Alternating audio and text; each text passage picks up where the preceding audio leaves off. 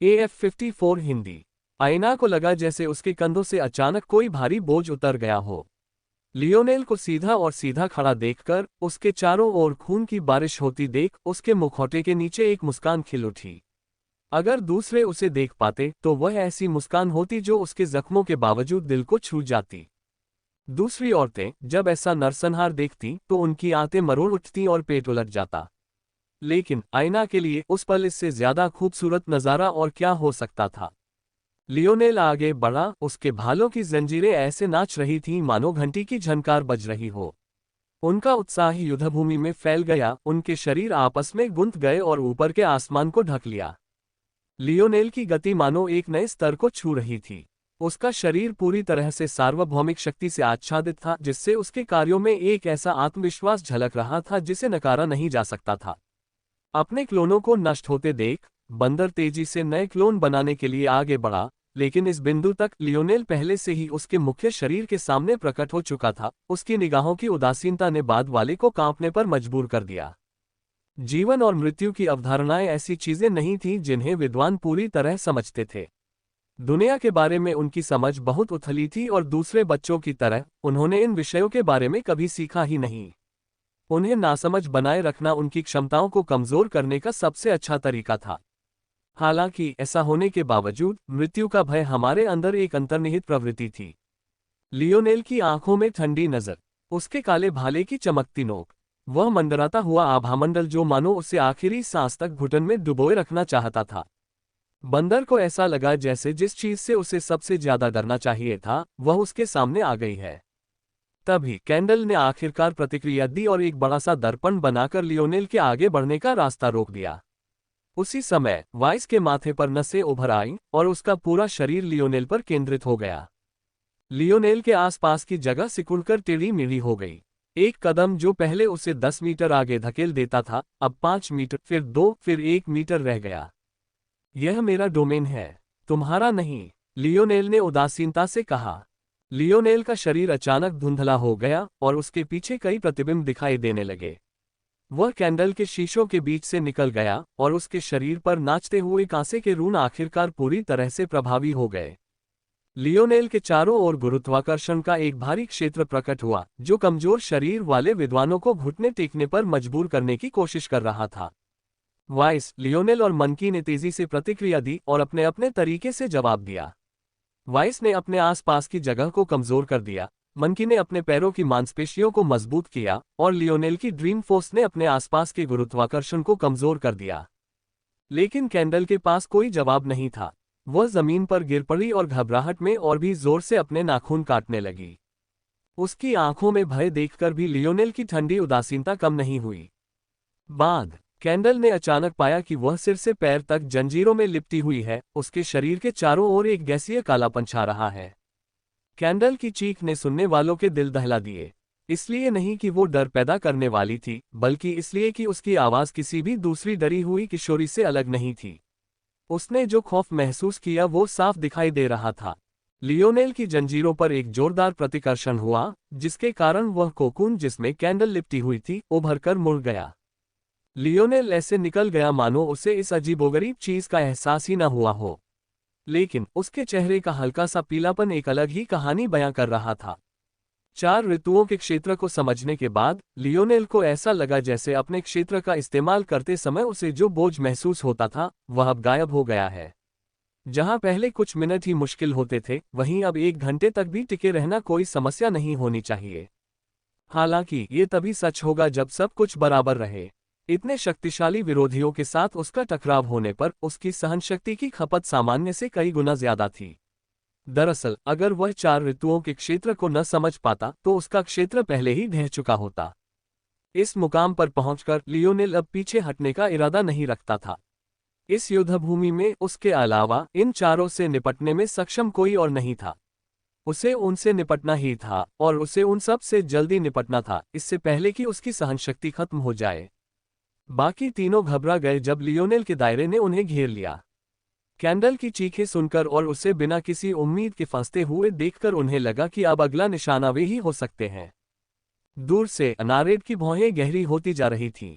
अब तक हरग्रोव सिटी के तीरंदाजा उसे सहारा दे रहे थे, इसलिए उसके आगे खड़े लगभग 250 युवकों का दबाव उसे ज्यादा नहीं होना चाहिए था। लेकिन मानो वे अपनी सुरक्षा की परवाह किए बिना पागल जानवर हों, वे उसे लगातार परेशान कर रहे थे, जिससे वह मुश्किल में पड़ गया। ऐसा लग रहा था कि आयना को उसे पीछे हटने देने में कोई दिलचस्पी नहीं थी। इससे पहले वाइस के हस्तक्षेप के कारण वह अपने जन्मदिन के उपहार का उपयोग नहीं कर पाई थी।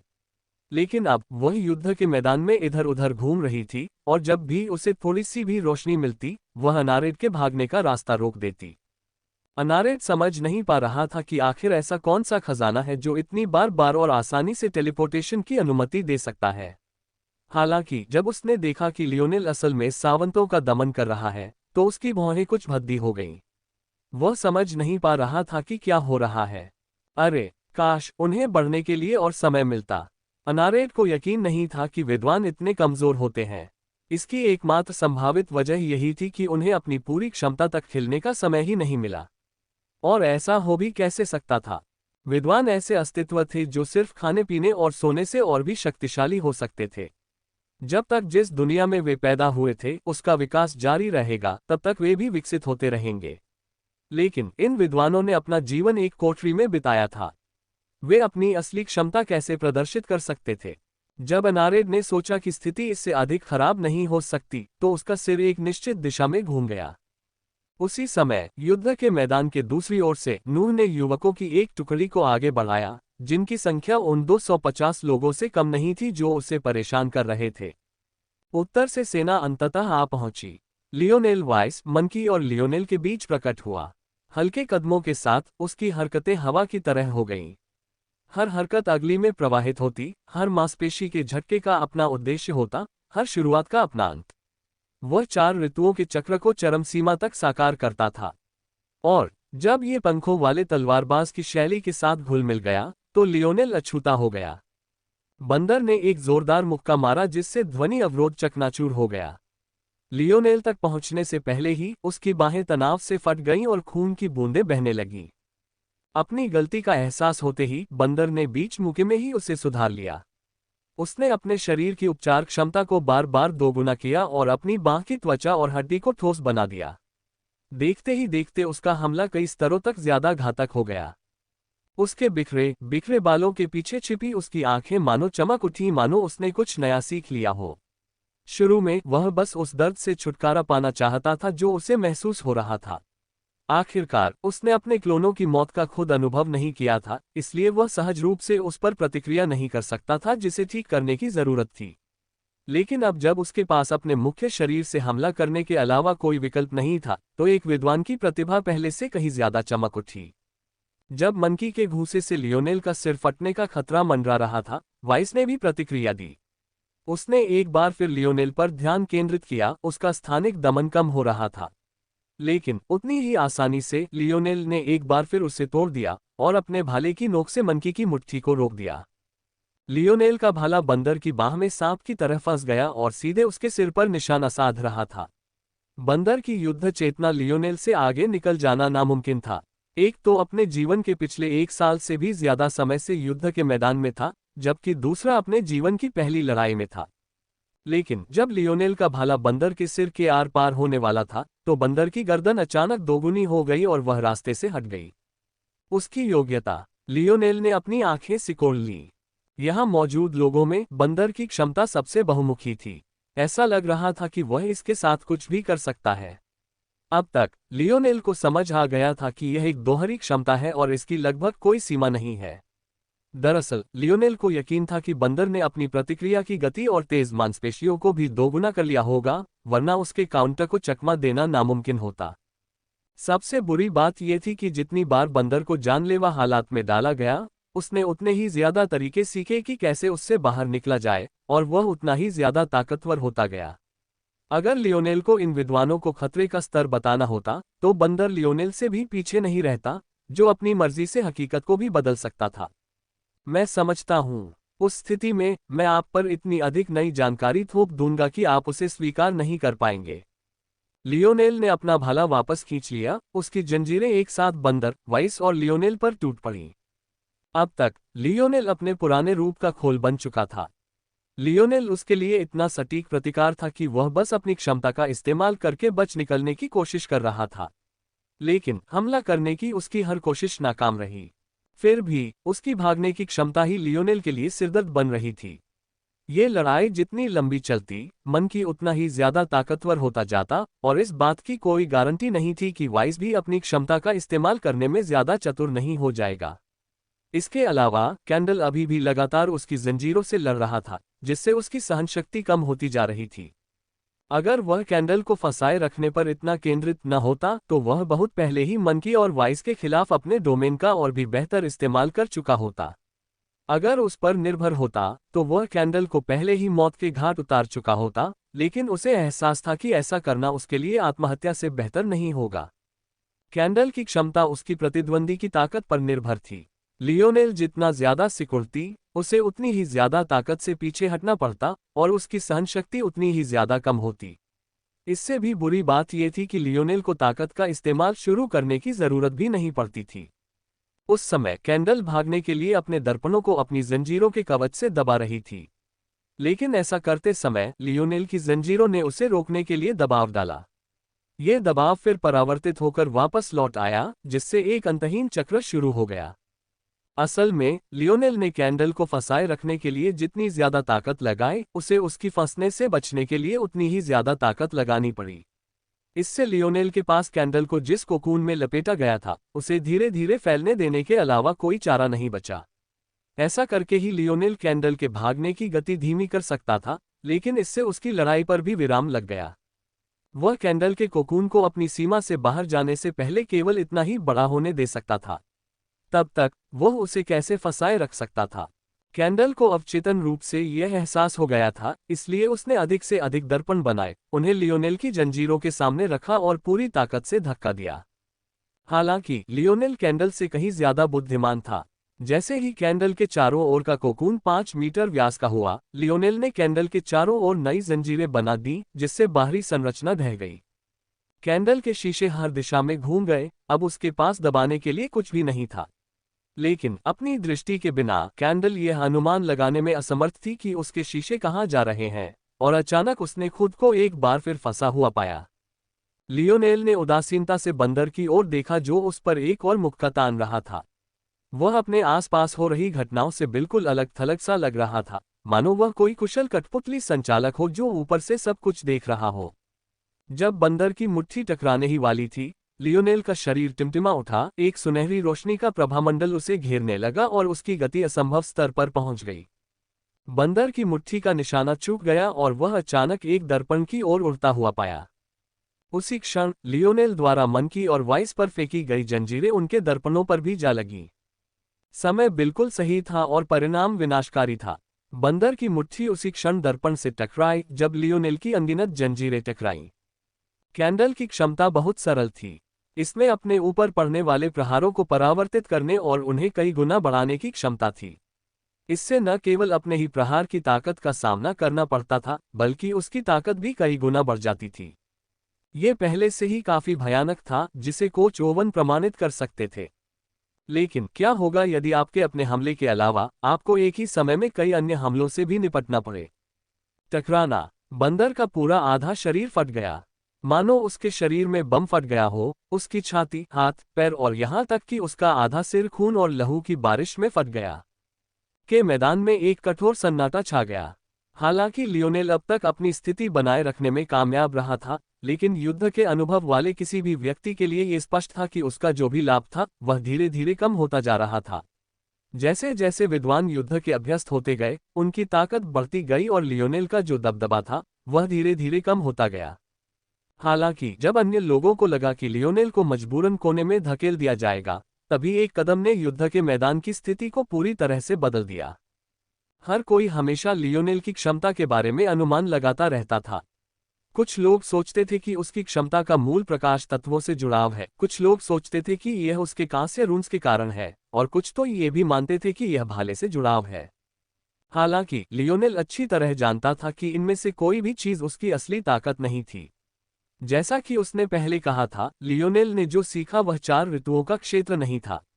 लियोनेल की 4 ऋतुओं के क्षेत्र की समझ उस रास्ते को समझने का एक उप उत्पाद मात्र ही मानी जा सकती है जिस पर उसे चलना चाहिए। लियोनेल की क्षमता का केंद्र अब भी है और हमेशा रहेगा उसका दिमाग। लियोनेल एक बार फिर बंदर के सामने आया, उसके चेहरे पर एक ठंडी उदासीनता छाई हुई थी। जमीन पर गिरे हुए भी लियोनेल देख सकता था कि बंदर ने उसके उपचार कारक को जो दोगुनापन दिया था वह अभी भी असर कर रहा था। दरअसल लियोनेल अपनी आंखों के सामने बंदर के शरीर को बनते हुए देख सकता था। लेकिन क्या लियोनेल सचमुच मूर्खतापूर्वक ऐसी घटना को अपने सामने घटित होने देगा? लियोनेल ने अपना भाला बंदर के सिर पर भोंक दिया। विद्वान कांप उठा। एक ऐसे बिंदु पर पहुंचकर जहां से किसी भी सामान्य इंसान के लिए वापस लौटना नामुमकिन होता, कोई भी सोच सकता था कि बंदर का अंत हो गया होगा। लेकिन लियोनेल को सचमुच लगा कि बंदर का दिमाग उसके भाले के तने के आसपास ठीक होने की पूरी कोशिश कर रहा है। ये सब हकीकत हैरान करने वाला था।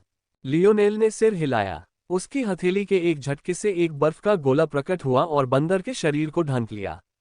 चूंकि अभी बंदर को मारने का कोई आसान तरीका नहीं था, इसलिए लियोनेल को सस्पेंडेड एनिमेशन पर निर्भर रहने में कोई दिक्कत नहीं हुई।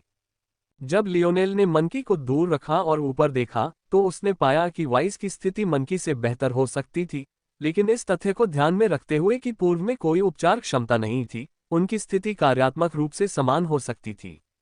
वाइस टूटे हुए पतंग की तरह वापस उड़ गया था, उसके अंग अजीब कोनों पर मुड़ गए थे और उसकी सांसें उथली हो गई थीं। जैसे ही दर्द उसकी पहुंच से बाहर हुआ, वह बेहोश हो गया। लियोनेल ने वाइस को मारने के लिए अपना भाला उठाया, लेकिन वह हिचकिचाया। अगर अब तक उसे इन कैदियों की पृष्ठभूमि समझ में नहीं आई होती, तो वह अपनी गणनात्मक बुद्धि के लायक नहीं होता। हालांकि अगर उसे सहानुभूति भी होती, तो भी वह उन्हें अपनी मनमानी करने की इजाजत नहीं दे सकता था। लियोनेल को समझ नहीं आ रहा था कि असेंशन साम्राज्य इन सावंतों को जिंदा क्यों रखेगा। अगर वे अरबों इनवेलिड्स से निपटने से बचने के लिए अपने इतने सारे साथियों को मारने को तैयार थे, तो अब अचानक इतने नर्म दिल क्यों हो गए? लियोनेल ने आह भरी। उसका भाला वाइस के दिल को चीरता हुआ नीचे उतरा और फिर उसे एक और बर्फ के गोले में लपेट दिया। सावंत बहुत ही खतरनाक थे। हालांकि वाइस की हालत बहुत खराब थी, अगर उसे होश आ जाता तो उसकी क्षमता विनाशकारी होती। मनकी के उलट, उसे अपनी क्षमता का असर दिखाने के लिए हिलने डुलने की जरूरत नहीं थी। इसलिए लियोनेल ने उसे मौत के कगार पर पहुंचाने का फैसला किया। इस तरह अगर किसी चमत्कार से वह बर्फ के गोले से बच भी निकला, तो भी वह मौत से बस कुछ ही सेकंड दूर होगा। लियोनेल ने उस तरफ देखा जहां कैंडल फंसी हुई थी। अभी भी वह संघर्ष कर रही थी और शायद उसे अंदाजा भी नहीं था कि उसकी इसी क्षमता ने युद्ध के मैदान का रुख उसके खिलाफ मोड़ दिया था। लियोनेल ने हाथ उठाकर अपने कोकून की ओर एक तेज आग भेजी। हालांकि लियोनेल को लग रहा था कि कैंडल भी ऊर्जाओं को मोड़ सकती है, लेकिन अगर उसकी मोड़ी हुई ऊर्जा उसकी स्थिति को और बिगाड़ दे, तो वह क्या करेगी? यदि वह सचमुच ऐसी जगह पर फंसकर गर्मी को परावर्तित करती है, तो वह केवल अपनी मृत्यु को ही तेज कर रही होगी। उस क्षण कैंडल की चीख ने उन सभी लोगों के दिलों को हिला दिया जिन्होंने उसे फिर से सुना। विरोध करना बंद करो, वरना मैं तुम्हें जिंदा जला दूंगी। लियोनेल की आवाज में जरा भी भावना नहीं थी। वह कैंडल के कानों तक किसी फसल काटने वाले की मौत की चीख की तरह पहुंची। कोई भी युद्ध अनुभवी योद्धा लियोनेल की बातें सुनने के अलावा कोई और तरीका ढूंढ लेता।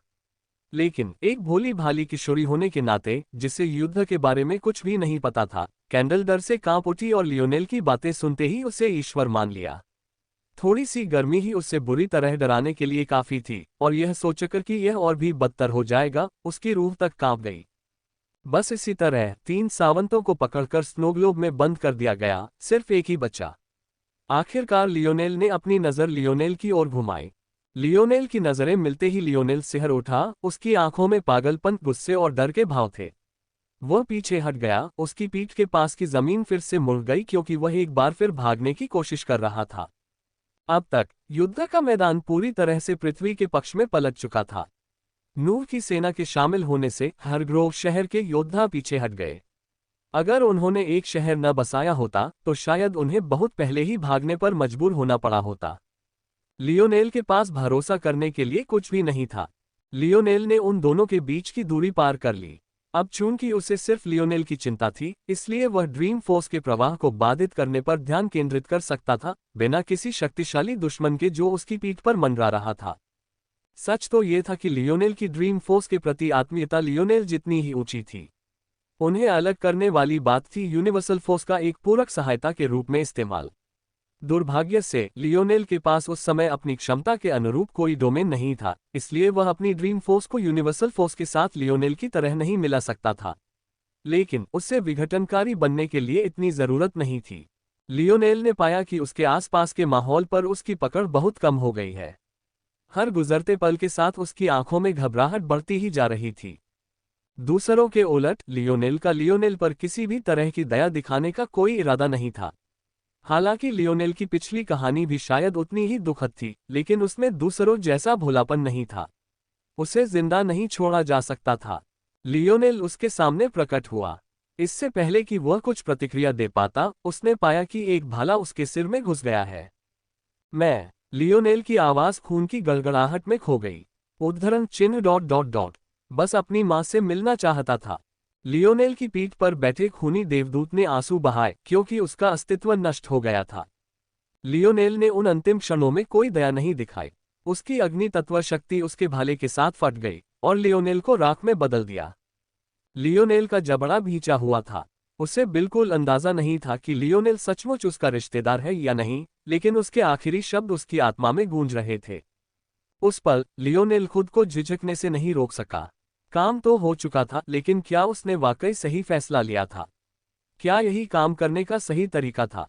क्या वह अपने प्रति ईमानदार था और जो चाहता था वही करता था, या फिर उसने बस वही तर्क अपनाया था जो एम्पायर ने दिया था, बस अपना अनोखा मोड़ जोड़ने के लिए?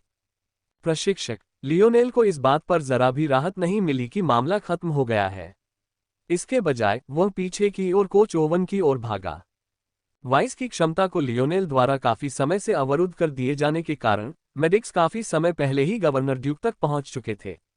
लेकिन वे कुछ कर पाएंगे या नहीं, ये पूरी तरह से अलग बात थी। अब तक जो गार्ड मदद के लिए तैयार नहीं थे, उन्हें गार्विन ने हार्ग्रोव शहर पर हमला करने के लिए प्रेरित किया था। जो बचे थे वे सभी डार्क क्लाउड जेल के सबसे बेहतरीन चिकित्सक थे। मुझसे दूर हो जाओ, मुझे लियोनेल से बात करनी है।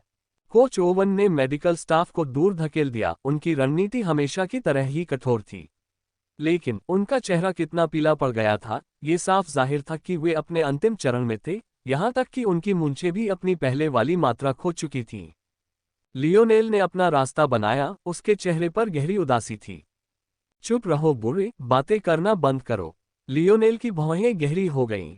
वह घुटनों के बल बैठ गया। एक तेज सुनहरी रोशनी ने उसे घेर लिया जैसे ही उसने ग्रैंड हील को अपनी क्षमतानुसार सर्वश्रेष्ठ रूप से डाला। बच्चे रुक जाओ, कोच ओवन खांसते हुए बोले। क्या मैंने तुम्हें पहले ही नहीं कहा था कि बातें करना बंद करो? लियोनेल झुंझला गया। क्या ये बूढ़ा आदमी अपनी जान लेने की कोशिश कर रहा था?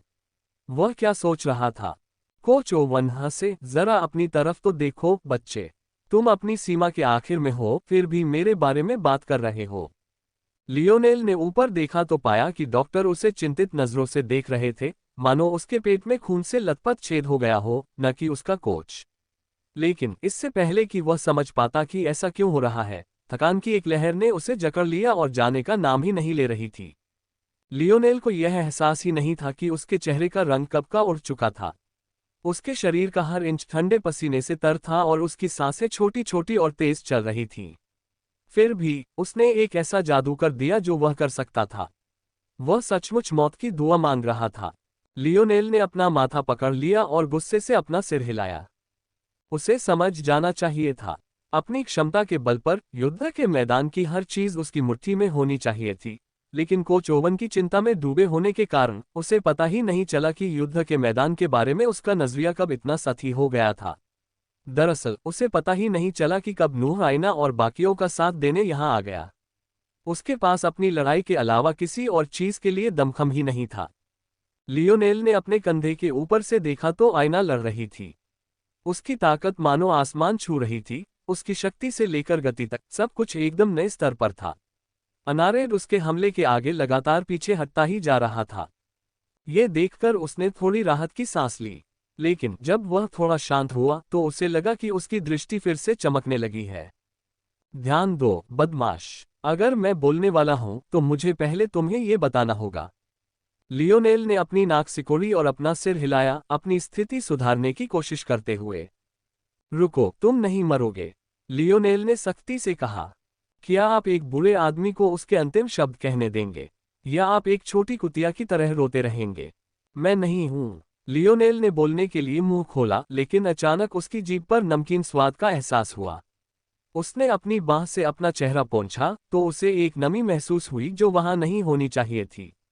लेकिन जब उसने अंधेरे आसमान में देखा तो बारिश के बादल नजर नहीं आए। अब तुम बड़े हो गए हो, साले। मैंने तुम्हारी उस छोटी गर्लफ्रेंड के बारे में भी सुना है, वो तुमसे ज्यादा मारपीट कर रही है। क्या यही चेहरा तुम उसे दिखाना चाहते हो? लियोनेल का चेहरा सामान्य से कुछ अलग नहीं लग रहा था। दरअसल इस समय वह कुछ ठंडा भी था। फिर भी उसकी आंखों की लालिमा और गालों से बहते आंसुओं की धार से इनकार नहीं किया जा सकता था। ऐसा लग रहा था मानो वह अपनी सामान्य प्रतिक्रियाओं को अब और रोक नहीं पा रहा था। उसका शरीर अपनी अंतिम सीमा पर पहुंच गया था। थकावट की कगार पर बैठे हुए उसके शरीर में अब पहले जैसी सुरक्षा नहीं बची थी। लियोनेल को चुप देखकर कोच ओवन हंस पड़े। आखिरकार बहुत देर हो गई। आजकल के बदमाश लोग कभी बैठकर सुन नहीं सकते। तुम सब भाग जाओ। चिकित्सकों ने एक दूसरे की ओर देखा और उनके पास दूर हटने के अलावा कोई विकल्प नहीं बचा।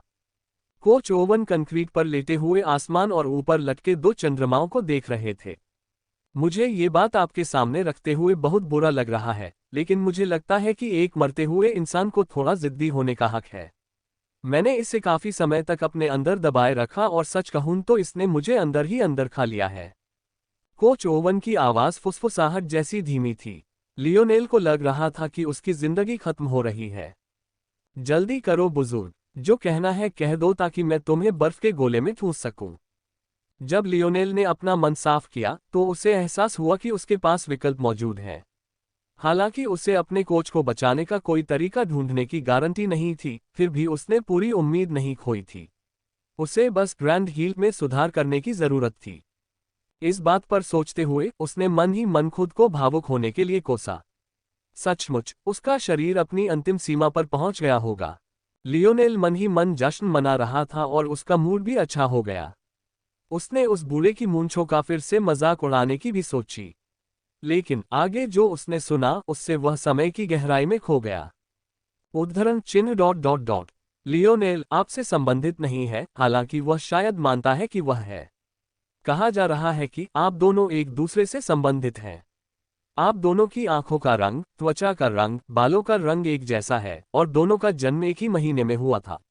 और जब आप 3 साल के थे तो आप दोनों ने एक ही प्रांत में एक ही समय पर अपना जीन मूल्यांकन कराया था। उद्धरण चिन्ह ... उस दिन आप दोनों को समाज के लिए खतरा पाया गया और डार्क प्रिजनर्स बनने के लिए चुना गया। लियोनेल पूरी तरह से स्तब्ध बैठा रहा, उसे समझ नहीं आ रहा था कि वो क्या सुन रहा है। उसे एक डार्क प्रिजनर माना जा रहा था। क्या वो भी लियोनेल और बाकियों जैसा ही था? आखिर हो क्या रहा था? उद्धरण चिन्ह ... मुझे पता है कि यह आपके लिए आश्चर्यजनक हो सकता है, लेकिन ये सच है। उस समय आप अभी भी शाही परिवार का हिस्सा थे। हालांकि ऐसा लगता है कि फॉक्स रॉयल परिवार एकमात्र ऐसा परिवार है जिसे लोकतंत्र पर निर्भर नहीं रहना पड़ता है, लेकिन इस स्तर के रहस्य को बनाए रखने के लिए उनके पास परिपूर्ण होने के अलावा कोई विकल्प नहीं है। एक राजकुमार का अचानक डार्क प्रिजनर बन जाना शुरू में कोई बड़ी बात नहीं थी, लेकिन आने वाली उथल पुथल के साथ फॉक्स परिवार अपने कवच में कोई भी दरार बर्दाश्त नहीं कर सकता था। अंत में एक आम आदमी के रूप में #D1109 की पहचान मिटा दी गई और वह आपका स्थानापन्न बन गया। लियोनेल ने भौहें चढ़ाईं, इसमें बहुत सी ऐसी बातें थीं जिनका कोई मतलब नहीं था। अगर वह पहले से ही इतना हाई प्रोफाइल था तो उसे सफलतापूर्वक कैसे बदला जा सकता था? इसके अलावा अगर मुख्य मुद्दा फॉक्स परिवार पर कलंक लगाना था तो उसे बदलने का क्या मतलब था? क्या कलंक तो वैसे भी नहीं लगना चाहिए था? हालांकि अपने कोच की बातें सुनकर अंततः उसे सारी बात समझ में आ गई। जीन मूल्यांकन तकनीकी रूप से गोपनीय होता है, खासकर हाई प्रोफाइल लोगों के लिए। आखिरकार ये याद रखना जरूरी था कि आयना का 5 स्टार प्रोफेशन ज्यादातर लोगों से छिपाया गया था ताकि स्कूल में उसे परेशान न किया जाए। हालांकि शाही परिवार अलग था। श्रेष्ठता का बोध पैदा करने के लिए शाही परिवार के सदस्यों के जीन मूल्यांकन की जानकारी हमेशा बाद में सार्वजनिक की जाती थी। लेकिन इससे प्रारंभिक प्रक्रिया में कोई बदलाव नहीं आया। प्रभावी रूप से परीक्षण प्रक्रिया स्वयं गुप्त थी, जबकि परिणाम किसी भी समय सार्वजनिक किए जा सकते थे, जो इस बात पर निर्भर करता था कि उसमें क्या शामिल है। जीन मूल्यांकन के बाद लियोनेल और लियोनेल दोनों को डार्क प्रिजनर्स पाया गया और उन्हें जेल जाना पड़ा। डार्क प्रिजनर्स की स्थिति को देखते हुए आईना के 5 स्टार हेल्थ प्रोफेशनल की उपाधि की तुलना में भी वे सामान्य से भी ज्यादा गुप्त थे। आखिरकार क्या डार्क प्रिजनर्स का अस्तित्व जनता के लिए एक बड़ा राज नहीं था? इसका फायदा उठाकर लियोनेल का परिवार मिटा दिया गया। अब तक लियोनेल को इस बात में जरा भी शक नहीं रहा था कि साम्राज्य ने पैराडाइज द्वीपों के पतन का फायदा उठाकर उन्हें पूरी तरह से मिटा दिया है। हालांकि लियोनेल को मिटाना कहीं ज्यादा मुश्किल था। उस दिन वह जिन जीन मूल्यांकन केंद्रों में गया था वे उच्च स्तरीय थे और प्रभावशाली परिवारों से भरे हुए थे। उसके अस्तित्व को मिटाना नामुमकिन होता। तो यहीं पर लियोनेल की भूमिका शुरू हुई। बचपन में वे एक दूसरे से काफी मिलते जुलते थे और इस तरह एक नए लियोनेल मोरालेस का जन्म हुआ, जबकि लियोनेल को अपने पिता के साथ शांति से रहने के लिए रॉयल ब्लू प्रांत भेज दिया गया। इस तरह एक राजकुमार के रूप में सुर्खियों में रहने का उनका जो भी मौका था वह भी खत्म हो गया। अब ये सब समझकर लियोनेल को पेट में दर्द होने लगा। क्या वह एक काला कैदी था? क्या वह भी उन पागल औरतों जैसा ही था? लियोनेल का जबड़ा कस गया, उसका शरीर अनजाने में अपने कोच के शरीर से पीछे की ओर झुक गया। उसे अंदर एक ऐसी ठंडक महसूस हुई जिसे वह मुश्किल से नियंत्रित कर पा रहा था। लियोनेल के अंतिम शब्दों के बारे में सोचते हुए, मैं बस अपनी मां को देखना चाहता था। लियोनेल को ऐसा महसूस हुआ जैसे कोई चाकू उसकी छाती में अंदर बाहर हो रहा हो। लियोनेल का कोई नाम नहीं था, उसका कोई परिवार नहीं था और उसका एकमात्र उद्देश्य उस महिला को ढूंढना था जिसे लियोनेल के अपने परिवार ने अस्तित्व से मिटा दिया था। लियोनेल को इसे स्वीकार कर लेना चाहिए था। आखिरकार लियोनेल को अपने अस्तित्व के बावजूद एक डार्क प्रिजनर ही रहना था। पूरी संभावना यही थी कि उसके परिवार से भी निपटना पड़ता। यह ऐसा बोझ नहीं होना चाहिए था जिसे लियोनेल को उठाना पड़े। लेकिन क्या सच में ऐसा ही था? क्या लियोनेल को भी एक डार्क प्रिजनर नहीं माना जाता था? उसके परिवार को क्यों नहीं मिटाया गया? ऐसा क्यों था कि वही यहां बैठकर उस आदमी पर फैसला सुना रहा था जिससे तकनीकी रूप से वह अलग नहीं था? उसे क्या अधिकार था? क्या वह सचमुच किसी और से ज्यादा मूल्यवान था क्योंकि उसकी पृष्ठभूमि बेहतर थी? क्या वह ज्यादा प्रतिभाशाली होने के कारण ज्यादा मौकों का हकदार था? क्या वह सचमुच ऐसी ही दुनिया में रहता था? लियोनेल पर एक गहरा कोहरा छाया हुआ था। ये छोटे मिंक ने उसे सिर के ऊपर से जगाने की कोशिश की, फिर भी लियोनेल उसकी आवाज सुन ही नहीं पाया। दरअसल कोच ओवन के आखिरी शब्द भी लगभग अनसुने रह गए। लियोनेल को बार बार इसी स्थिति का सामना करना पड़ता था। यह एक तरह का उत्तरजीवी अपराधबोध था जो मेटामॉर्फोसिस की शुरुआत से ही उसका पीछा करता रहा था। लियोनेल खुद को रोआरिंग ब्लैक लान के साथ कई महीने पहले हुई बातचीत के बारे में सोचने से नहीं रोक सका। अल्पविराम, उन्हें देखना मजेदार है, क्या आपको नहीं लगता? लियोनेल ने हल्के से हंसते हुए कहा, तुम्हारा क्या मतलब है? वे दो समूहों में बंट गए हैं। एक समूह इतना काया है कि जाने को तैयार नहीं है और खुद को जोखिम में डालने की हिम्मत नहीं करेगा। दूसरा भी बहुत काया है, हालांकि वे हमें जाने के लिए मजबूर कर रहे हैं। उनका खुद को खतरे में डालने का कोई इरादा नहीं है। वे सिर्फ इसलिए अड़े हुए हैं क्योंकि उन्हें लगता है कि हम उनकी मुसीबतों का बोझ उठा लेंगे। आपको क्या लगता है कि इनमें से कौन सा बदतर है? रोआरिंग ब्लैक लान को ये जोकर शो वाकई मजेदार लगा। जो लोग वाकई में कुछ बदलाव लाने लायक ताकतवर थे वे तो बोल भी नहीं रहे थे। लियोनेल, वह थंडरस फ्लैप और यहां तक कि किंग ऑफ सीज का समूह सब गुफा के अपने अपने कोनों में दुबके हुए थे, मानो वे कमजोरों को अपने लिए फैसला लेने दे रहे हों। सच तो ये था कि चूंकि वे सबसे शक्तिशाली थे इसलिए यहां तक पहुंचने के लिए उन्हें सबसे ज्यादा कष्ट सहना पड़ा। उनके पास इस तर्क पर ध्यान देने की ऊर्जा कैसे हो सकती थी? उनमें से ज्यादातर ने तो अपना फैसला पहले ही कर लिया था। सबसे बुरा कौन सा है? लियोनेल एक पल के लिए सोच में पड़कर मुस्कुराया। शायद हम सातों जो बिल्कुल भी नहीं बोल रहे हैं। अल्पविराम, लियोनेल को उस पल ऐसा ही महसूस हुआ। उसे लगा जैसे वो फिर से उन बेकार 7 लोगों में से एक हो गया है। न बोल रहा है, न कुछ कर रहा है, बस अपनी प्रतिभा पर गर्व कर रहा है और आम लोगों को अपनी मर्जी से झगड़ने दे रहा है, ये जानते हुए कि वे जो भी फैसला लें उससे उसे जरा भी फर्क नहीं पड़ेगा क्योंकि वो जो चाहे कर सकता है, क्योंकि उसकी मुट्ठी बड़ी है। और इससे वह बीमार महसूस करने लगा। लियोनेल, कोच ओवन ने लियोनेल तक पहुंचने के लिए अपनी आखिरी ताकत लगा दी। अपनी कोशिशों के बदले में उसने कई बार और खून थूका और उसके घाव पर बंधी खूनी पट्टियां एक बार फिर पूरी तरह से भीग गई थीं। लियोनेल की नज़र, जो अब अपनी एकाग्रता खो चुकी थी, फिर से अपने कोच पर टिक गई। लेकिन उसकी नज़र में एक और खालीपन था जो पहले नहीं था। कोच ओवन ने गहरी सांस ली और खुद पर ही खांसने लगे। बेटे, हालांकि मैंने ये बातें अपनी स्वार्थी इच्छा से तुम्हें बताईं, फिर भी ये बातें तुम्हारे लिए समझना जरूरी हैं।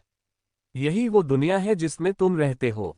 तुम उन भाग्यशाली लोगों में से एक हो जो इससे बहुत लाभ उठा सकते हैं। इस मौके का तुम क्या करते हो, ये तुम पर निर्भर है, किसी और पर नहीं। लियोनेल ने कोच ओवन की बातों पर ज्यादा प्रतिक्रिया नहीं दी। उसने बस हल्के से सिर हिलाया। उसका दिमाग अब पहले की तरह चीजों को ठीक से समझ नहीं पा रहा था। ये कहना मुश्किल था कि यह उसकी थकान की वजह से था या फिर उसे अभी अभी मिली जानकारी की वजह से। कोच ओवन ने सिर हिलाया। उन्हें पता था कि उनके शब्दों का यही असर होगा, लेकिन फिर भी वो कहना चाहते थे। हालांकि उन्होंने कहा कि ये उनके स्वार्थ के कारण था, लेकिन बात इससे कहीं ज्यादा गहरी थी। लियोनेल को इन बातों को समझने की जरूरत थी। ये सिर्फ इसलिए नहीं था कि वह अपने विशेषाधिकार को समझ सके और ये तय कर सके कि उसे क्या करना है, बल्कि सबसे जरूरी बात, अगर कभी ऐसा दिन आए जब उसकी प्रतिभा, उसकी पृष्ठभूमि या उसकी किस्मत काफी न हो, तो वह इसके लिए भी तैयार रहे। वह इन मामलों को किस प्रकार से निपटाना चाहते हैं, ये लियोनेल पर निर्भर करेगा। कोच ओवन हमेशा कहते थे कि लियोनेल अब तक का सबसे प्रतिभाशाली बच्चा था।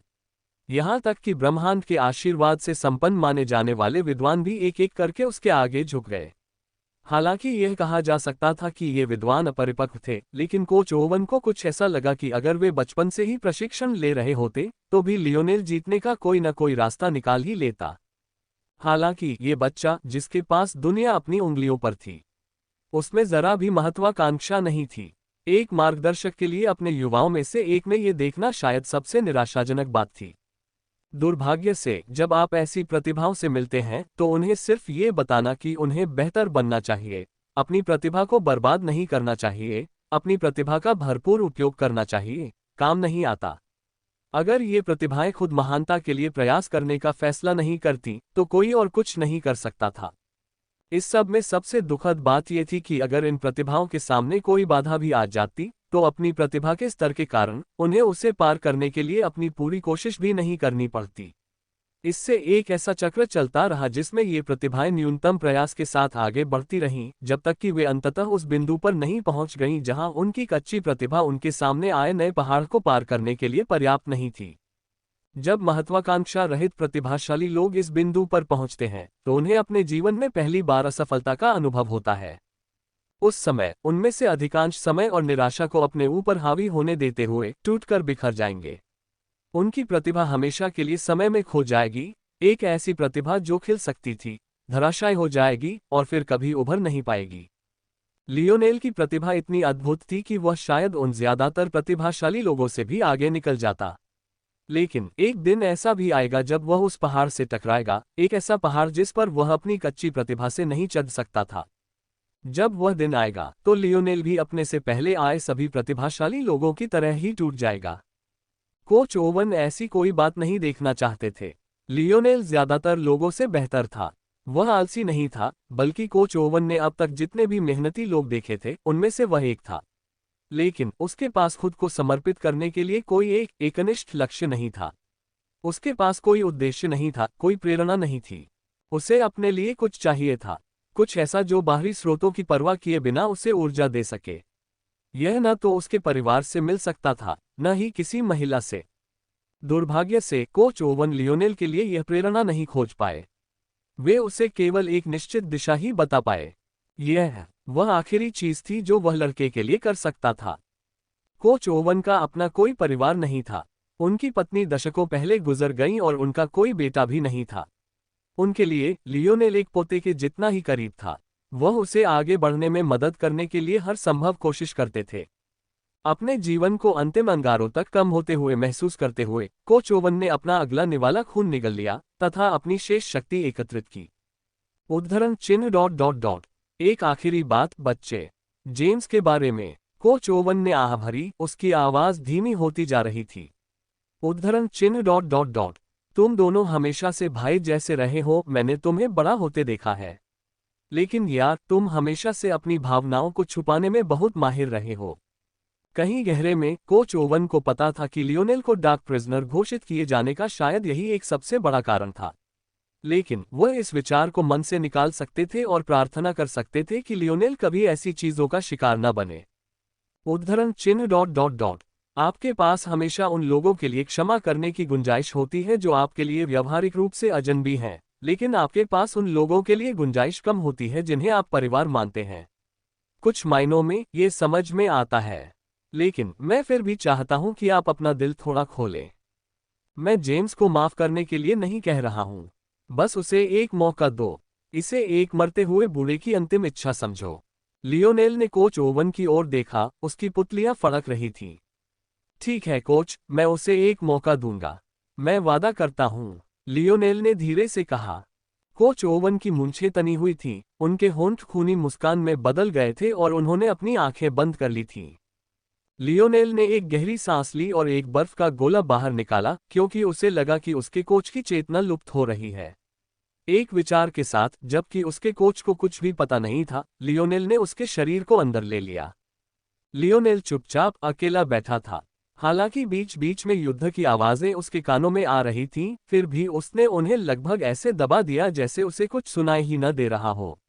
कोई सोच सकता था कि वह युद्ध के मैदान में नहीं, बल्कि अपनी ही दुनिया में है।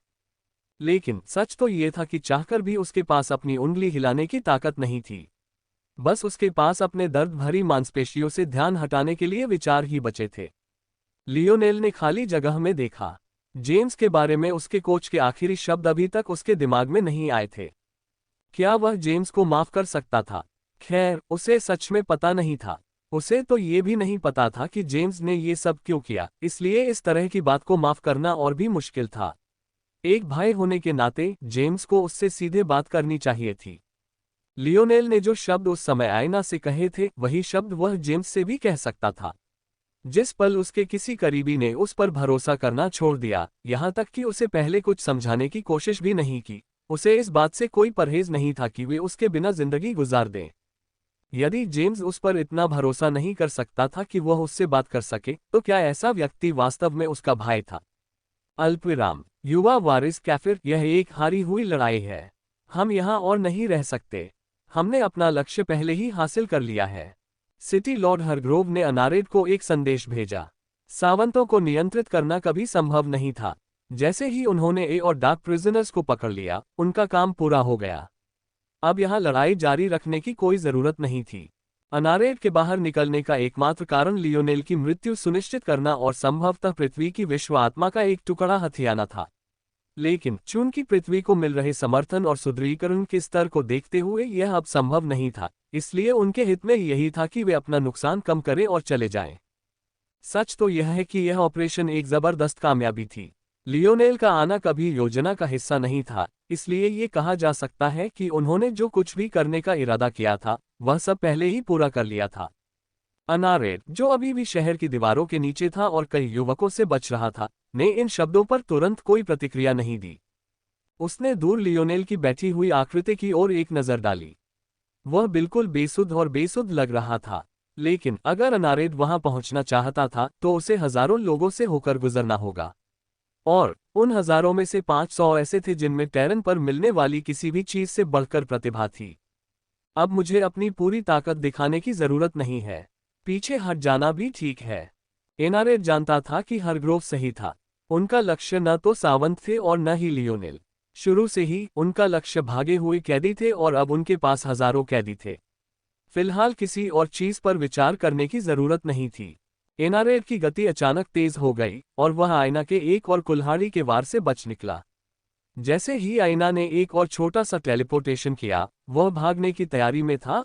वह पीछे की ओर भागा, उसका प्रदर्शन अब तक दिखाए गए किसी भी प्रदर्शन से कहीं बढ़कर था। अनारेड क्यों पीछे हट रहा था, इसका जवाब शायद सिर्फ उसे ही पता था। नहीं, शायद उसकी मंगेतर को भी पता था। पलक झपकते ही अनारेड शहर की तलहटी तक पहुंच गया। एक ही छलांग में वह शहर की दीवारों के ऊपर पहुंच गया और तीरों की बारिश ने उसकी चढ़ाई को ढक लिया। शुरू करो, अनारेड ने उदासीनता से कहा। अल्पविराम। लियोनेल का सिर अचानक हारग्रोव सिटी की ओर मुड़ा, उसकी नजरें सिकुड़ गईं। अचानक एक जोरदार शक्ति संचार उसके चारों ओर छा गया। लियोनेल को समझते देर नहीं लगी कि वे हारग्रोव सिटी को एक बार फिर से बसाना चाहते हैं। ये संभव है। लियोनेल की निगाहें झपक गईं। वह फोर्स आर्ट्स के बारे में शायद पृथ्वी पर किसी से भी ज्यादा जानता था। सामान्य सामग्रियों से बनी फोर्स आर्ट इतनी बड़ी जमीन के टुकड़े को 2 बार टेलीपोर्ट करने की क्षमता भी नहीं रखती। वह सोच भी नहीं सकता था कि इन शहरों की नींव रखने और ऐसा संभव बनाने में कितनी दौलत लगी होगी। मैंने तो कहा था ना कि तुम ऐसा नहीं करोगे।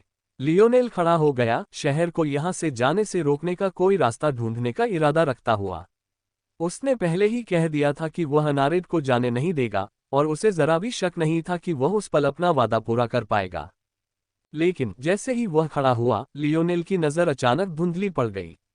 इससे पहले कि उसे समझ आता कि उसके साथ क्या हो रहा है, उसका शरीर पूरी तरह से उसके नियंत्रण से बाहर होकर आगे की ओर गिर गया। उसकी आंखों की रोशनी मंद पड़ गई, उसकी चेतना लुप्त हो गई। दूर से आयना, जिसने अपना ध्यान वापस लियोनेल की ओर मोड़ लिया था, इस चिंता में कि वह अपने कोच की स्थिति को कैसे ले रहा होगा, अचानक सदमे से चीख पड़ी।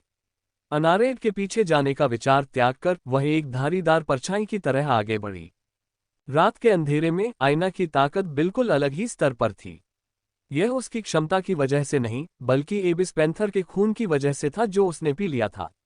सिर्फ ऐसे माहौल में ही उसे अपने वंश की असली ताकत दिखाने का मौका मिलता था। सच कहूं तो ऐसा नहीं होना चाहिए था।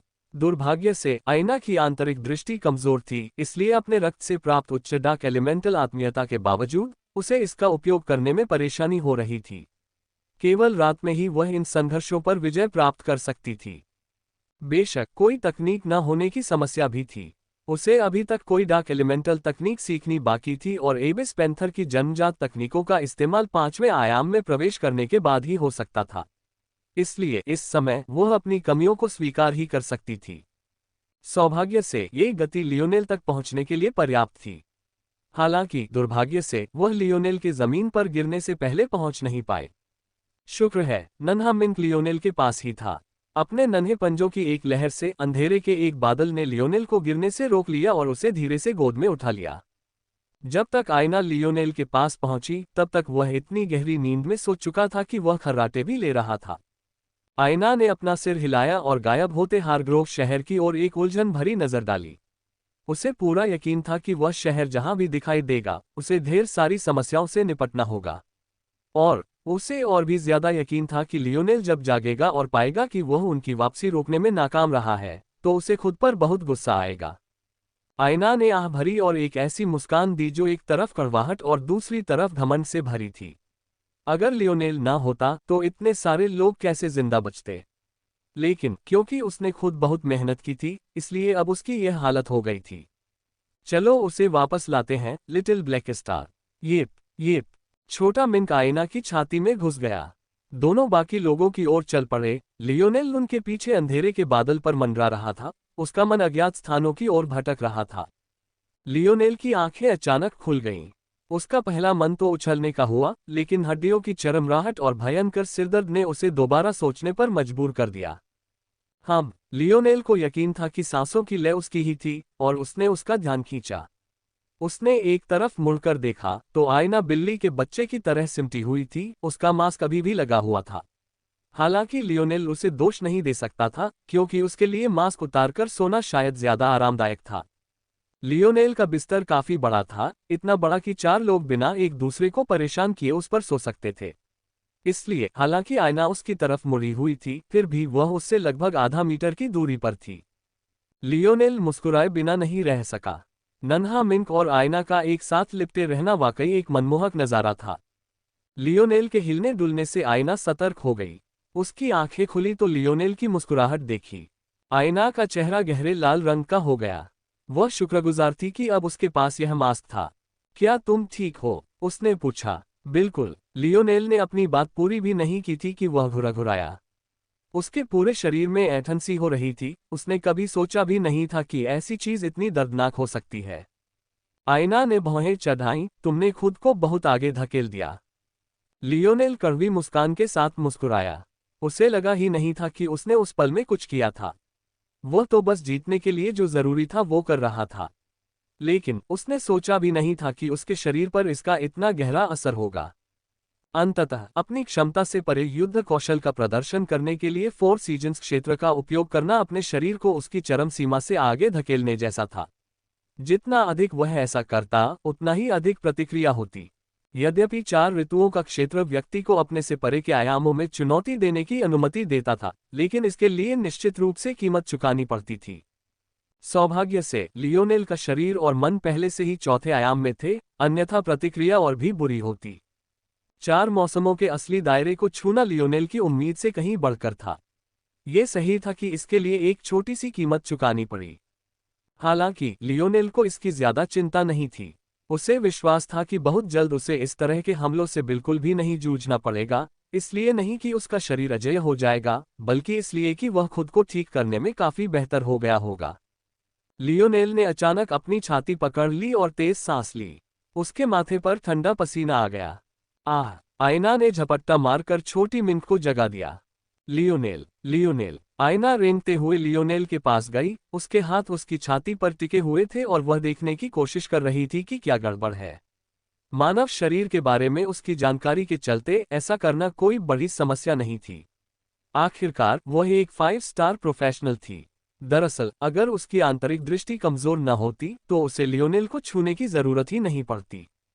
लेकिन इसके बाद जो हुआ उससे आयना पूरी तरह स्तब्ध रह गई। लियोनेल, जो संभवतः दर्द से कराह रहा था, ने अचानक अपना हाथ उसकी कमर पर रख दिया, जिससे वह उसकी ओर गिर पड़ी। लियोनेल ने पहले तो बुरी तरह से हंसने से पहले अपनी आंखें सिकुड़ी, क्योंकि उसकी मास्टर प्लान पूरी तरह से काम कर गई थी। ऐसा प्रतीत होता है कि आयना को यह एहसास हो गया था कि उसके साथ धोखा हुआ है, इसलिए उसने मुंह बनाया और खुद को ऊपर उठाने की कोशिश की। लियोनेल को इस बार दिखावा करने की जरूरत नहीं थी। ठीक है, ठीक है, आप जीत गए। आयना ने धीरे से अपना सिर नीचे किया और मन ही मन अपना सिर हिलाया। उसने लियोनेल को थोड़ी जगह दी थी ताकि वह उसे नुकसान न पहुंचाए, लेकिन फिर भी उसने ऐसा करतब दिखाया। येप। एक बार फिर से अकेला महसूस करते हुए छोटा मिंक भाग गया, संभवतः लिटिल टॉली को फिर से परेशान करने के लिए। आपने देखा होगा कि आपको अपना नाम बताने के लिए मुझे क्या क्या करना पड़ता है। लियोनेल ने मजाक किया। आयना को समझ नहीं आ रहा था कि क्या जवाब दे, लेकिन एक पल की खामोशी के बाद उसने कुछ ऐसा कहा कि लियोनेल अवाक रह गया। हर कोई तुम्हें लियोनेल या लियो कहता है। मैं बाकी सब लोगों जैसा नहीं बनना चाहता। आयना खुद को बहुत खुशकिस्मत समझ रही थी कि उसे इस वक्त लियोनेल से नजरें नहीं मिलानी पड़ी। उसने अपना सिर उसकी छाती में ऐसे छिपा लिया मानो छिपने के लिए कोई जगह ढूंढ रही हो। लियोनेल अचानक हंसने लगा। आयना को उसके कान पर उसकी छाती की गड़गड़ाहट महसूस हुई, जिससे उसका चेहरा पके टमाटर की तरह लाल हो गया। आयना ने फिर भागने की कोशिश की, लेकिन लियोनेल की पीड़ादायक हरकत के कारण उसके पास फिर से वहीं रुकने के अलावा कोई विकल्प नहीं बचा।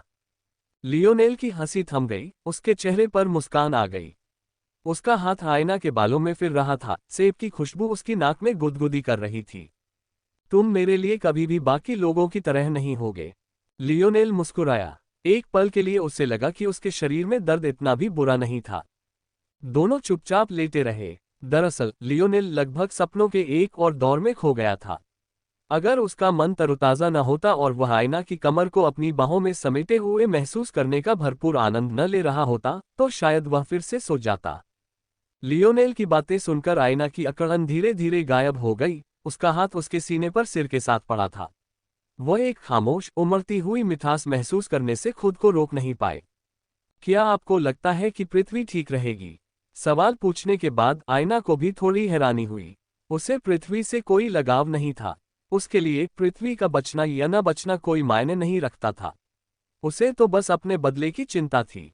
लेकिन उसने पाया कि लियोनेल के प्रति अपनी भावनाओं को स्वीकार करने के बाद वह उसकी ज्यादा परवाह करने लगी थी। उसे नहीं पता था कि लियोनेल फॉक्स परिवार के बारे में कैसा महसूस करता है, लेकिन चूंकि वे उससे रिश्तेदार थे, इसलिए जब तक लियोनेल चाहेगा वह उसकी मदद करने की पूरी कोशिश करेगी। लियोनेल कुछ देर तक चुप रहा, फिर बोला, जब तक मैं यहाँ हूँ कोई भी पृथ्वी को नहीं छू पाएगा। लियोनेल को नहीं पता था कि उसके कोच उसे क्या महत्वाकांक्षा दिलाना चाहते थे, और न ही उसे फॉक्स परिवार की कोई खास परवाह थी। दरअसल ये कहा जा सकता है कि वह फॉक्स परिवार से किसी भी चीज से ज्यादा नफरत करता था। उनके कामों से उसे हमेशा अंदर तक घृणा होती थी। लियोनेल को बस इतना ही पता था कि अब उसे ऐसा ही महसूस हो रहा है। इसे कर्तव्यबोध कहिए, मूर्खतापूर्ण चापलूसी या गहरा अपराधबोध, लेकिन खैर यही उसका संकल्प था। ये दुनिया बहुत क्रूर थी। चूंकि उसके पास ताकत थी, अगर हो सके तो वह इसे थोड़ा कम क्रूर जरूर बना देगा। ठीक है, आईना हल्के से मुस्कुराए, तो मैं भी वहां आऊंगी। तारांकन तारांकन। जब वे दोनों अपनी ही दुनिया में लेटे थे, तभी अंतरिक्ष की एक खामोश गड़गड़ाहट ने धरती के एक छोटे से कोने को हिला दिया। एक के बाद एक सैनिकों की टुकड़ियां बाहर निकलीं और खुद को एक विशाल महासागर के बीच में पाया। ऐसा लग रहा था कि पावर्स ऑफ टेरन आ गए हैं, लेकिन दुर्भाग्य से उनका टेलीपोर्टेशन उनके सिटी समकक्षों जितना सटीक नहीं था। ऐसा कहा जाता है, जबकि उनका स्थान अत्यधिक असुविधाजनक था। पृथ्वी पर एक भी प्राणी उनके आगमन से अवगत नहीं था। लियोनेल एक और लंबी नींद से जागा, उसका शरीर अभी भी दर्द कर रहा था। सच कहूं तो वह फिर से बिस्तर पर जाना चाहता था, लेकिन उसके पास यह सुविधा नहीं थी। इस बार उसे एना अपने पास नहीं मिली, लेकिन अपनी आंतरिक दृष्टि के एक ही झटके से वह उसे एबोट सिटिंग के बगीचों में अपनी तलवार को पूरी लगन से घुमाते हुए देख पाया। उसके माथे से पसीने की बूंदें उसके गालों और नाक की ढलान पर गिर रही थीं। किसी भी वजह से उसने इस वक्त अपना नकाब उतारने का फैसला किया था, लेकिन उसे जानने वाले लियोनेल को कुछ वजहें ढूंढने के लिए ज्यादा सोचने की जरूरत नहीं पड़ी। चाहे यह उसके प्रशिक्षण में मदद करने के लिए हो या उसे लगातार याद दिलाने के लिए, दोनों ही सुरक्षित विकल्प थे। लियोनेल ने आह भरी, लेकिन कुछ नहीं कहा और न ही उसे बीच में रोका।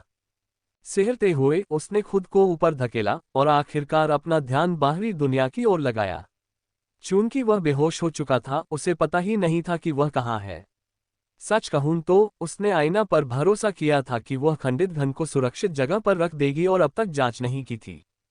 तो हम अभी भी यहाँ हैं। लियोनेल ने खुद से सिर हिलाया। डार्क क्लाउड जेल के पास रहना उचित था। आखिरी क्षणों में और कैदियों के भागने को रोकने के लिए एस्कोबार ने जेल को सील करने का आदेश दे दिया था। इसलिए जहां कभी षटकोणीय जेल हुआ करती थी, वहां अब सिर्फ समतल जमीन थी जिसने उसे निगल लिया था। हालांकि यह कोई दीर्घकालिक समाधान नहीं था। जेल की मरम्मत जरूरी थी और बचे हुए कैदियों को उचित आवास और व्यवस्था प्रदान करना जरूरी था। इसके अलावा पहले से ही भागे हुए कैदियों का मामला भी था।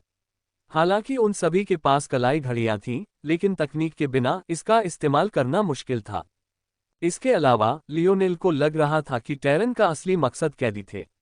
उन्हें किस लिए चाहिए था, ये कहना मुश्किल था कि क्या ये सिर्फ पृथ्वी की 5वीं पीढ़ी के अस्तित्व की चाहत थी या कोई और गहरी बात थी। हो सकता है कि वे बस अर्थ की प्रतिभा का इस्तेमाल करना चाहते थे। इस मामले में टेरन की सबसे ज्यादा कमी थी। हालांकि उनके पास जबरदस्त ताकत थी, जो दशकों के प्रशिक्षण से पैदा हुई थी। हालांकि विरोधी पक्ष में अर्थ ऐसे लड़ाके पैदा करने में सक्षम था जो सिर्फ अपनी प्रतिभा और क्षमताओं के बल पर उनका सामना कर सकते थे। टेरन के लिए और भी बुरा ये था कि इसमें सिर्फ युवाओं का जिक्र था। ओल्ड हच जैसे कई पुराने दिग्गज अभी भी मौजूद थे, जिनमें न सिर्फ प्रतिभा थी, बल्कि वे सालों से प्रशिक्षण भी ले रहे थे। बेशक ओल्ड हच स्लेयर लीजन का सदस्य था, एम्पायर का नहीं।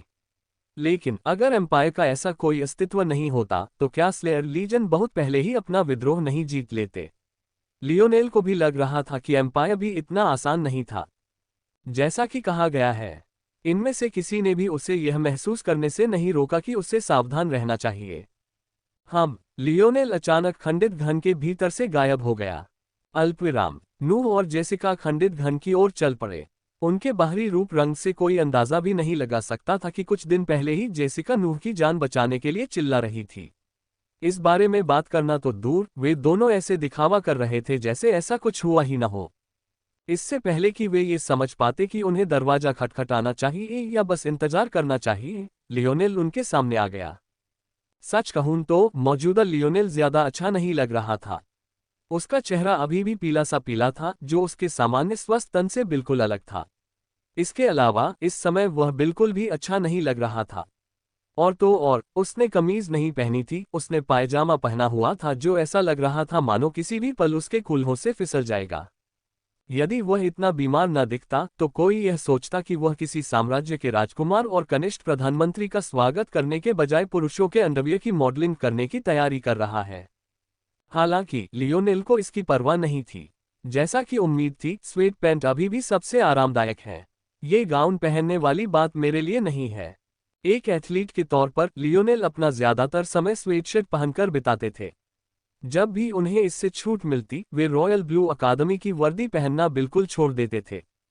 शायद मुझे अब वैलिएंट हॉट माउंटेन के कपड़े पहनने शुरू कर देने चाहिए।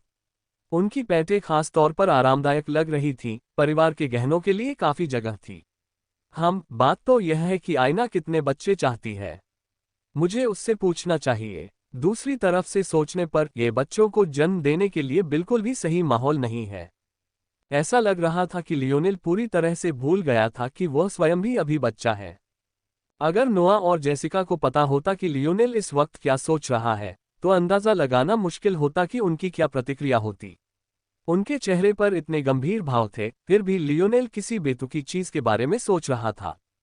आखिरकार अपने विचारों से बाहर आकर लियोनेल ने जेसिका और नोआ को गौर से देखा। उसे अभी भी समझ नहीं आ रहा था कि वह अपने इस चचेरे भाई के बारे में कैसा महसूस करता है, लेकिन उसे यह स्वीकार करना पड़ा कि उसे नोआ का स्वभाव बहुत पसंद था। यद्यपि आयना को लेकर उनमें मतभेद था, फिर भी लियोनेल समझ सकता था कि नूह का क्या मतलब था, भले ही वह उसे इस मामले के लिए माफ करने का कोई इरादा नहीं रखता था। लेकिन निष्पक्ष नजरिए से लियोनेल अब तक कई लोगों की जान ले चुका था। क्या वह पूरे विश्वास के साथ कह सकता था कि उनके परिवार नहीं थे, दोस्त नहीं थे, प्रेमी नहीं थे जो आयना की रक्षा करते हुए उसकी तरह ही प्रतिक्रिया देते? ये जानते हुए भी अगर वह नूह के खिलाफ ज्यादा देर तक ये बात रखता तो वह पाखंडी हो जाता। जब तक नूह आयना को दोबारा निशाना नहीं बनाता, उसे अपनी इस चचेरी बहन के साथ रिश्ता बनाने में कोई आपत्ति नहीं थी। सुप्रभात, लियोनेल ने हल्की मुस्कान के साथ कहा। उसके शब्दों ने मानो हवा में व्याप्त तनाव को कम कर दिया हो। हालांकि उसका चेहरा काफी पीला था, उसकी सच्ची मुस्कान जेसिका के ठंडे बाहरी रूप को भी गर्माहट दे रही थी। जेसिका नूह की साइड प्रोफाइल को देखने से खुद को रोक नहीं सकी। अगर आप ऐसे ही मुस्कुराएं तो यह सवाल ही नहीं उठता कि पृथ्वी का अगला सम्राट कौन होगा। जेसिका ने मन ही मन अपना सिर हिलाया। नूह लगभग हर पहलू में एक महान प्रतिभा था, लेकिन पृथ्वी का अगला शासक बनने के लिए जरूरी सामाजिक पहलू उसमें नहीं था।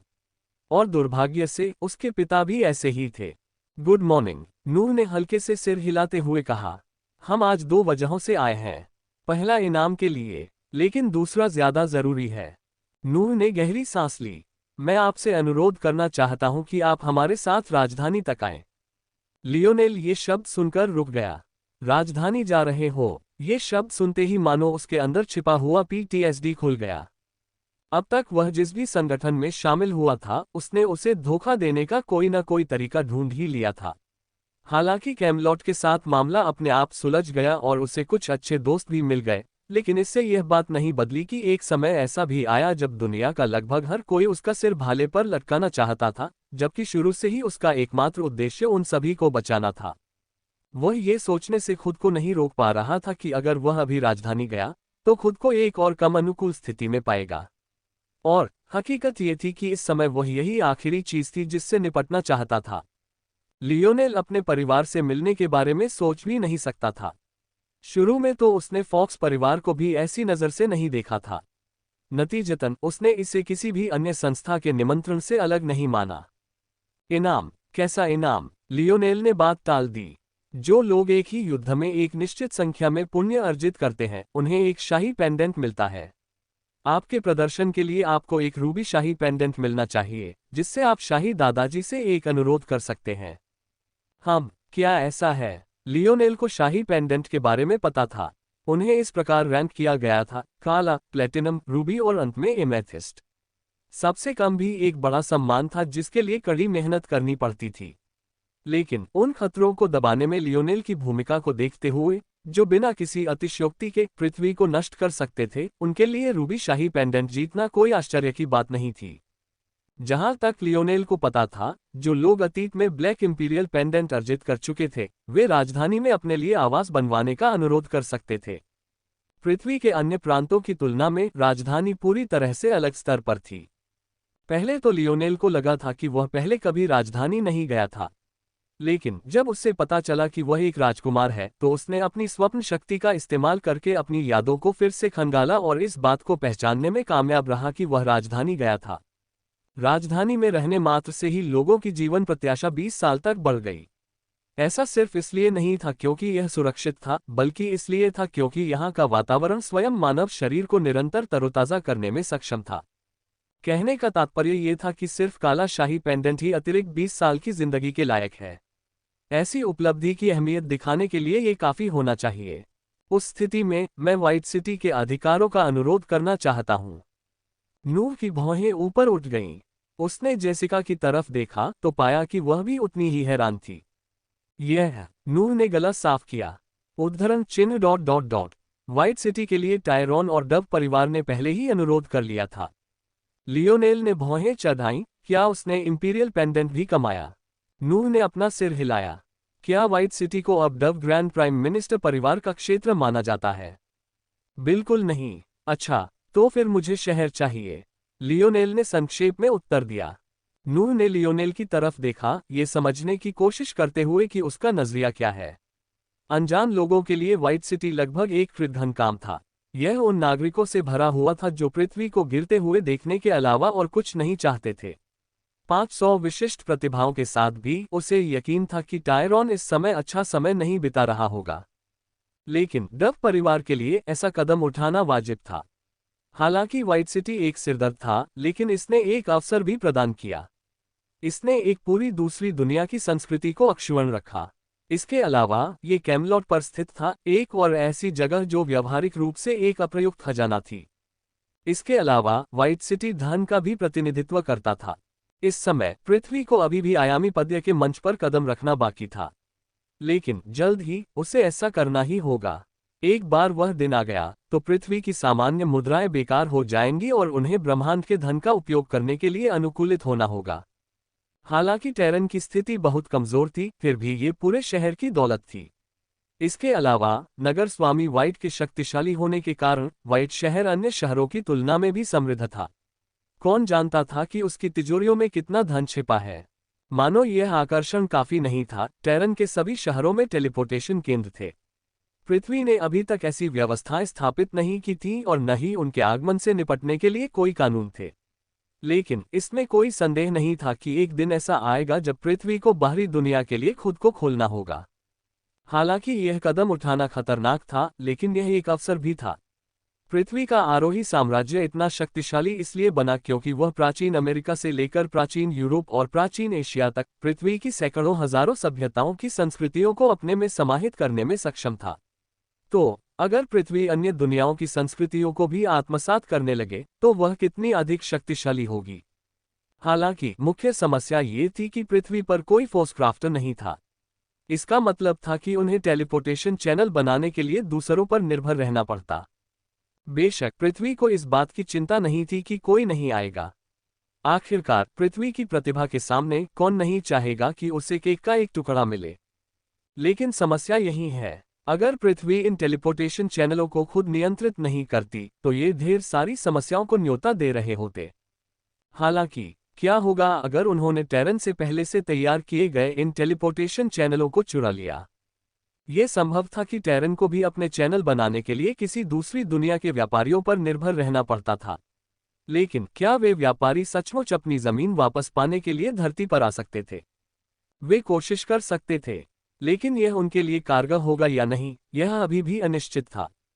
इसका मतलब यह था कि व्हाइट सिटी एक ऐसा सिरदर्द था जो पृथ्वी के सबसे महत्वपूर्ण संसाधनों में से एक बन सकता था। बस इतना ही कहा जा सकता था कि लियोनेल की भूख बहुत ज्यादा थी। नूर ने आह भरी, ठीक है, शहर तुम्हारा है। नूर ने मन ही मन अपना सिर हिलाया। डव परिवार इससे खुश नहीं होगा। वे पहले से ही 2 शहरों पर कब्जा करने की कोशिश कर रहे हैं, जिनमें से एक इस समय राजधानी पर हमला कर रहा है। मुझे आश्चर्य है कि लियोनेल इससे कैसे निपटेगा। हालांकि नूह को लगा कि लियोनेल ने ये सब दौलत के लिए किया है, लेकिन वह सच से कोसों दूर था। लियोनेल की योजनाएं इससे कहीं ज्यादा भयावह थीं। लियोनेल के होठों पर एक मुस्कान तैर गई। उसके पास टेरन से युद्ध में समय बर्बाद करने का समय नहीं था। इस समय उसकी सबसे बड़ी प्राथमिकता आईना को ठीक करना था और वह यहाँ ऐसा नहीं कर सकता था। इसके लिए उसे वैलियंट हॉट माउंटेन जाना होगा। उस स्थिति में तो उसे स्वयं ही इस युद्ध को समय से पहले ही समाप्त करना